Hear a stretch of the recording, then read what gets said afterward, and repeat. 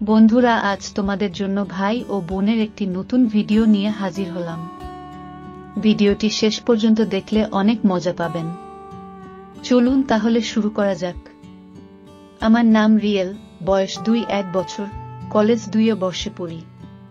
পরিবারে আমরা 4 জন, বাবা, মা, ছোট বোন আর আমি। ঘটনাটা এই বছরের শুরুর দিকের। আমার বাবা মা দুইজনই চাকরি করেন। সকাল 7টায় বাসা থেকে বের হয়, আবার সন্ধ্যা 7টায় আসে। আর ছোট বোন হুমাইরা আমার 3 বছরের ছোট, এবার ক্লাস 10 এ পড়ে। কলেজে ওঠার পর বাবা মা আমাকে ফোন কিনে দেয়, সাথে ল্যাপটপ। খারাপ ভিডিওর বিষয়ে আমার আগেই আকর্ষণ ছিল, এখন আরো সুবিধা হয়। আমার প্রতিদিনের রুটিন হয়ে যায় ওসব দেখা। হঠাৎ করে একদিন একটা মাছেলের একটা চটি আমার সামনে আসে, আমি আরো চটি খুঁজে খুঁজে পড়তে থাকি। আপন ভাই বোনের অনেক চটি পেয়ে যাই। এরকম 2-3টা গল্প পড়ার পর আমার মাথায় ছোট বোনকে কাছে পাওয়ার ইচ্ছা তীব্র হয়। তখন খুঁজতে থাকি কিভাবে কি করব। অনেক ভালো ভালো টিপসও পাই। হুমাইরার যুবতী বয়স, রসালো শরীর আমার চোখের সামনে ভাসতে থাকে। ও প্রায় 5 ফুট 4 ইঞ্চি লম্বা, সুন্দর ফিগার, বাঁকানো কোমর, তার সাথে আগুন চেহারা তো আছেই, টানা টানা চোখ, চিকন ঠোঁট, লম্বা চুল, গায়ের রং লাল ফর্সা। আমি ওর সাথে বন্ধুর মতোই ছিলাম, কিন্তু এরপর আমি আরো ক্লোজ হয়ে গেলাম। দিনের বেশিরভাগ সময় ওকে দিলাম। ওকে নিয়ে ঘুরতেও গেলাম। বন্ধুদের সাথে আড্ডা না দিয়ে প্রায় বিকালে ওকে নিয়ে বের হতাম। মাঝে মাঝে পার্কে যেতাম, মাঝে রেস্টুরেন্টে। ও খুব খুশি হইত। আমাদের প্রাইভেট গাড়ি ছিল, আর আমি ড্রাইভও করতে পারতাম, তাই প্রবলেম হতো না। পার্কে বেশিরভাগই খাপও থাকত। প্রথম দিকে ও লজ্জা পেত, পরে আস্তে আস্তে ও আমার সাথে খাপলদের মতোই চলত, হাত ধরত, কাঁধে মাথা রাখত। আমিও ওর কোলে মাথা রেখে শুয়ে থাকতাম। অনেক বিষয় নিয়ে কথা বলতাম, কিন্তু পরিকল্পনা মতো। আমি প্রেম, বিয়ে, আস্তে আস্তে মেলামেশা নিয়ে বেশি কথা বলতাম। প্রথম দিকে ও টপিক চেঞ্জ করতে চাইলেও আস্তে আস্তে ও এগুলা নিয়েই কথা বলতো। একদিন বন্ধুদের কাছে শুনলাম যে একটা রেস্টুরেন্ট এ নাকি খাপলদের পার্সোনালি আড্ডা দেওয়ার জন্য বাইরে থেকে দেখা যায় না এরকম কাচের গ্লাস দিয়ে তৈরি রুম আছে, সেখানে ওরাও অনেকে রুম ডেট করছে। আমি তো হুমাইরাকে নিয়ে সেখানে যাওয়ার জন্য পাগল হয়ে গেলাম, কিন্তু ওকে হুট করে নিয়ে গেলে তো হবে না, আগে থেকেই বলতে হবে। তাই বাড়িতে গিয়ে সবকিছু বললাম যে এরকম একটা নতুন রেস্টুরেন্ট হয়েছে, যাবি নাকি? ও বলল, ওখানে গিয়ে আমরা কি করব? আমি বললাম, এমনি দেখলাম কেমন কি। পরে ও রাজি হইল। পরের দিন আমরা সেই রেস্টুরেন্ট এ গেলাম। প্রথমেই একটা ঘটনা ঘটল। ওখানে ঢোকার সময় আমাদের পরিচয় পাল্টাতে হলো। বয়ফ্রেন্ড গার্লফ্রেন্ড পরিচয় দিয়ে ভিতরে ঢুকলাম। হুমাইরা মুচকি মুচকি হাসতেছিল, তারপর বলল, আমি তাইলে তোমার গার্লফ্রেন্ড? আমিও হেসে বললাম, এখনকার জন্য তো তাই। তারপর টোকেন দিয়ে রুমে ঢুকলাম। একটা বড় সোফা, একটা টেবিল, দেয়ালে একটা টিভি, আর নিচে পুরোটা ফ্লোর মাদুর পাড়া। হুমাইরা সোফাতে গিয়ে পা তুলে বসল। আমি টিভিটা অন করলাম, একটা রোমান্টিক মুভি চালিয়ে দিলাম। তারপর রিসেপশনে কল দিয়ে খাবার অর্ডার দিলাম, সাথে সাথেই খাবার দিয়ে গেল। আমি দরজাটা লক করে দিলাম। ও বলল, গার্লফ্রেন্ডকে শুধু এই খাবার খাওয়াতে আবার দরজা লক করতে হয়? আমি বললাম, একটা প্রাইভেসি আছে না? ও একটু হাসল। হুমাইরা সেদিন নীল রঙের একটা সালোয়ার কামিজ পরেছিল, সাথে ঠোঁটে লিপস্টিক। আমি তো পাগল হয়ে যাচ্ছিলাম। খাবার টেবিলে রেখে ওর পাশে গিয়ে বসলাম। ও মুভিটার দিকে তাকিয়েছিল। আমি বললাম, তুই কিন্তু অনেক সুন্দর হচ্ছিস দিন দিন। ও বলল, কিভাবে বুঝলা? আমি বললাম, তোকে দেখে। ও বলল, আমার মধ্যে এমন কি দেখলে সুন্দর? আমি বললাম, তোর সব কিছুই তো সুন্দর। ও বলল, যেমন? আমি বললাম, তোর চেহারা, তোর ফিগার, তোর সবকিছু। ও লজ্জাতে একটু মুচকি হাসল। তারপর ওর কোলে মাথা রাখলাম। ও হাত দিয়ে আমার চুলগুলো নাড়ছিল। ওর শরীরের মিষ্টি গন্ধ আমাকে মাতাল করে দিচ্ছিল। আমি বললাম, তোকে তো এত কাছে আর বেশি দিন পাবো না। ও বলল, কেন? আমি বললাম, তোর বিয়ে হয়ে গেলে কি তখন আর আমাকে সময় দিবি? তখন তো জামাইয়ের আদর নিতেই ব্যস্ত হয়ে যাবি। ও বলল, ও আচ্ছা। আমার বিয়ে হোক তুমি বুঝি চাও না? আমি বললাম, তা কখন বললাম আমি? ও বলল, তার মানে তুমি চাও আমার তাড়াতাড়ি বিয়ে হোক, তাই তো? গার্লফ্রেন্ডকে ছেড়ে থাকতে পারবা? আমি বললাম, তা আর কি করার, থাকতে তো হবেই। ও বলল, কিন্তু আমি তো তোমাকে ছাড়া থাকতে পারবো না। আমি বললাম, কেন পারবি না? ও বলল, জানি না। আমি বললাম, তার মানে তুই বিয়ে করবি না? ও আমার মাথা ওর কোল থেকে তুলে দিল, তারপর উল্টা দিকে মুখ ঘুরিয়ে বলল, কখনোই করব না, না মানে না। এই সুযোগে আমি ওকে পিছন থেকে জাপটে ধরে ওর লম্বা চুল সরিয়ে কানের নিচে একটা উপহার দিয়ে বললাম, সত্যিই কখনো আমাকে ছেড়ে যাবি না? ও মুখ ঘুরিয়ে আমাকে জড়িয়ে ধরল। ও বলল, কখনো যাব না। তারপর বলল, ভাইয়া, আমাকে সত্যিই তোমার গার্লফ্রেন্ড বানাবা? আমি বললাম, তুই তো আমার গার্লফ্রেন্ডই। ও বলল, নিজের প্রেমিকার সাথে কেউ তুই করে বলে? আমি বললাম, ওহ সরি, আর বলবো না। আমরা আবার একটা লিপ কিস করলাম, তারপর ও বলল, আই লাভ ইউ জান। আজকে থেকে তুমি আমার ভাইয়া না, তুমি আমার রাজা। তারপর আমার ঠোঁটে লেগে যাওয়া লিপস্টিক মুছে দিল। আমি বললাম, আর তুমি আমার রানী। 1 ঘন্টার জন্য রুমটা বুক করেছিলাম, তাই চেক আউট করে বের হয়ে গেলাম। 2 জন খাবার ওভাবেই পরে রইল গাড়িতে। হুমায়রা আমার কাঁধে মাথা রাখলো, তারপর বলল, জান, রাতে আমাকে ফোনে কল দিবা। আমি বললাম, কেন জান? ও বলল, প্রেম করব। তারপর মুচকি একটা হাসি দিল। আমার কাছে তখন সব স্বপ্নের মতো লাগতেছিল। আমি বললাম, ওকে শোনা। বাসায় রুম আলাদা হওয়ায় ও কল দিতে বলল, রাত জেগে কথা বলার জন্য। আমার বিশ্বাসই হচ্ছিল না। যাই হোক, বাড়িতে গেলাম। রাত্রে বাবা মা আমরা একসাথে খেলাম। খাবার সময় বাবা বলল, বাবা আর আম্মু 2 দিনের জন্য চট্টগ্রামে যাচ্ছে গ্রামের জমি সংক্রান্ত কাজে। হুমায়রা আমার দিকে তাকিয়ে মুচকি মুচকি হাসল। বাবা বলল, তাদের সকালের এয়ার টিকিট কাটা শেষ, 2 দিন পরেই ফিরে আসবে, আমরা যেন সাবধানে থাকি। আমি বললাম, সমস্যা নেই বাবা, আমরা সাবধানেই থাকব। খাবার শেষে যে যার রুমে চলে গেলাম। তারপর রুমে গিয়ে হুমায়রাকে কল দিলাম। ও বলল, জান, কি করো? আমি বললাম, তোমার কথাই ভাবছি সোনা। ও বলল, সকাল হলেই তো আমাকে পাবা। আমি বললাম, তোমাকে যে আমার আরো কাছে পেতে ইচ্ছা করে। ও বলল, কত কাছে শুনি? আমি বললাম, বুকে তার বড় যত কাছে পেতে চায়। ও বলল, দুষ্টু। তারপর কল কেটে দিল।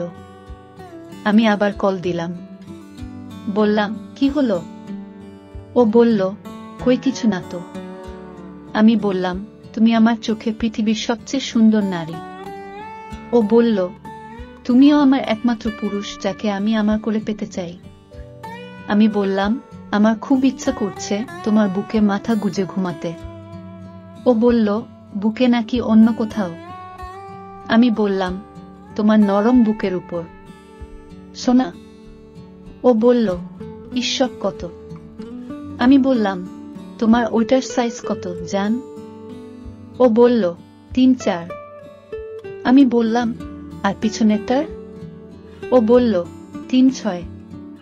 আমি বললাম, কবে যে তোমাকে ঘরের বউ করে আনবো? ও বলল, আমি তো তোমার বই। আমি বললাম, সত্যি? ও বলল, এখন ঘুমাও, সকালে আদর করো। আমি বললাম, একটা উপহার তো দাও। ও শব্দ করে একটা উপহার দিল, আমিও দিলাম। তারপর কল কেটে দিলাম। পরের দিন সকালে 9টার সময় ঘুম থেকে উঠে বাবা আম্মুকে এয়ারপোর্টে ড্রপ করে দিয়ে সোজা চলে গেলাম মার্কেটে। হুমায়রার জন্য একটা লাল টুকটুকে পাতলা শর্ট নাইটি, 1 সেট ছোট জামা প্যান্ট কিনলাম। তারপর বাড়িতে এসে দেখি রানী আমার তখন ঘুমাচ্ছে। আমি আস্তে করে গিয়ে ওর পাশে শুলাম। তারপর ওকে জড়িয়ে ধরে একটা উপহার দিলাম, তাতে ও জেগে গেল। আমরা আরেকটু দুষ্টুমি করলাম। তারপর ও বলল, এখন না, বিয়ের পর বাসর রাতে। আমি বললাম, মানে? ও বলল, এখন তো আমি তোমার প্রেমিকা, কিন্তু বউ বানাতে তো বিয়ে করতে হবে বাবু। আমি বললাম, আচ্ছা তাইলে তুমি ফ্রেশ হয়ে রেডি হও, এখনই মার্কেটে যাব। ও মুচকি হেসে আমাকে একটা উপহার দিয়ে বলল, আর একটু অপেক্ষা করো সোনা। আমি বললাম, তোমার জন্য একটা গিফট আছে। ও উঠে বসে বলল, কি গিফট? আমি শপিং ব্যাগটা হাতে দিয়ে বললাম, দেখো কি। ও ব্যাগ খুলে অনেক খুশি হলো, বলল, তোমার বুকে লালে খুব মানাবে বুঝি। আমি বললাম, লাল পরীকে তো লালেই মানায়। ও হাসতে হাসতে আমাকে বিছানায় ফেলে দিল। তারপর প্রায় 5-7 মিনিট দুজন ওইভাবেই ভালোবাসা বিনিময় করলাম। ও বলল, লাল পরীকে লাল করতে পারবা তো? আমি বললাম, পারবো কিনা দেখাবো এখন। ও দৌড়ে ওয়াশরুমে ঢুকে গেল। তারপর ও ফ্রেশ হয়ে বের হলে আমরা সকালের নাস্তা করে মার্কেটে গেলাম। আবার আমার একটা ব্যাংক অ্যাকাউন্ট এ পার্সোনালে প্রায় 7-0-8-0 টাকা ছিল, সেখান থেকে সম্পূর্ণ টাকাই আগে উঠলাম। এরপর গেলাম একটা জুয়েলার্স এ। প্রথমে ওর জন্য একটা সোনার আংটি কিনলাম, তারপর একটা লাল লেহেঙ্গা আর আমার একটা পাঞ্জাবি। তারপর ট্রায়াল রুমে চেঞ্জ করে নিলাম। এরপর সোজা একটা মাজারে চলে গেলাম, কারণ ওখানকার হুজুরদের কিছু টাকা দিলেই সাক্ষী জোগাড় করে বিয়ে পড়িয়ে দেয়। গিয়ে একটা হুজুরকে বললাম, আমরা দুইজন দুজনকে খুব ভালোবাসি, বাসা থেকে মেনে নিইনি, তাই পালিয়ে বিয়ে করব। তারপর হাতে 5,000 টাকা ধরিয়ে দিলাম। হুজুর 2জন সাক্ষী এনে বিয়ে পড়িয়ে দিলেন। আমি দেনমোহর হিসেবে ওকে সোনার আংটিটা পরিয়ে দিলাম আর 3 বার কবুল বলে 2জন বিয়ে সমাপ্ত করলাম। এরপর সবশেষে প্রায় সন্ধ্যা হয়ে গেল। বাড়ি থেকে আমার দেয়া গিফটের ব্যাগ হুমায়রা নিয়ে বের হয়েছিল। আমরা প্রথমে একটা 5 স্টার হোটেলে গেলাম, সেখানকার ম্যানেজারের সাথে কথা বলে একটা প্রিমিয়াম রুম বুক করলাম। তাকে অবশ্য কিছু ঘুষ দিতে হলো। তারপর রুমটাকে সুগন্ধি গোলাপ দিয়ে সাজানোর জন্য ও বাসর রাতের অন্য সব প্রয়োজনীয় জিনিস দেওয়ার জন্য হোটেলের এক কর্মচারীকে কয়েক হাজার টাকা দিয়ে ঠিক করলাম। তারপর দুজনে চলে গেলাম একটা ফেমাস রেস্টুরেন্টে, রাতে ডিনার খেয়ে নিলাম। রাত 1:00টার দিকে হোটেলে আবার ইন করলাম। রুমে গিয়ে দেখি সব রেডি, পুরো রুম গোলাপের গন্ধে মাতোয়ারা, বিশাল বিছানাটাও গোলাপের পাপড়িতে ভরা। হুমায়রা খুশি হয়ে আমাকে জড়িয়ে ধরল, তারপর চোখে চোখ রেখে বলল, তুমি আমাকে এত ভালোবাসো? আমি 2 হাত দিয়ে আলতো করে ওর মুখটা উঁচু করে বললাম, তুমিই তো আমার সব।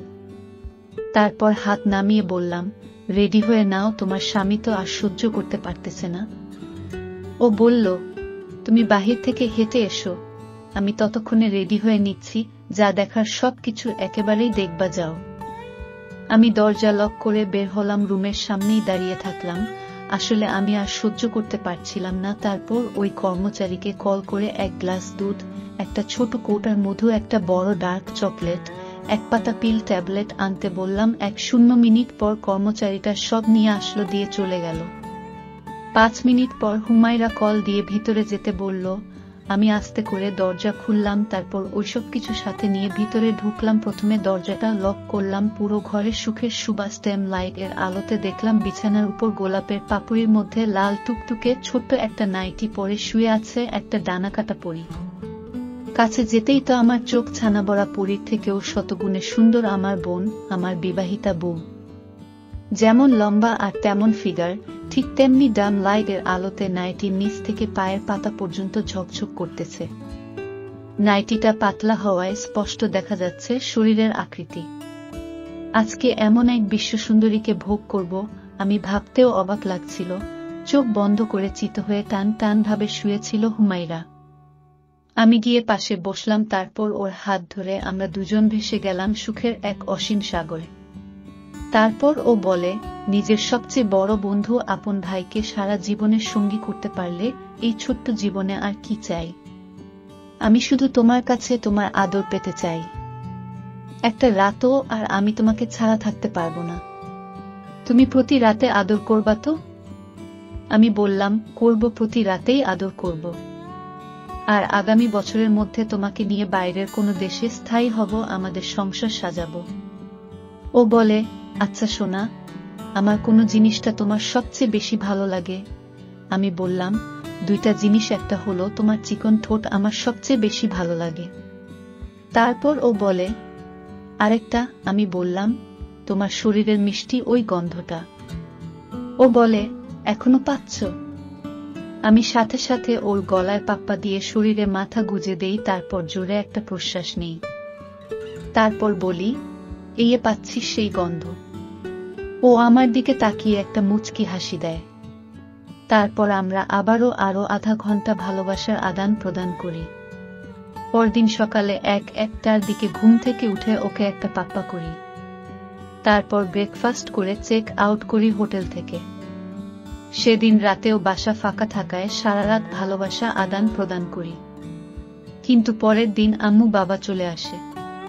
তাই এখন প্রতিদিনই রাত 1-2টার পর নিজেদের রুম লক করে, আমাদের বাড়ির ছাদে একটা রুম আছে, ওই রুমে গিয়ে স্বামী স্ত্রী দুজন একসাথে ঘুমাই। সকালে আম্মু বাবা হাঁটতে চলে যায়, তখন উঠে পড়ি। নেক্সট ইয়ার আমি আমার বোন বউকে নিয়ে অন্য কোনো দেশে সেটেলড হব।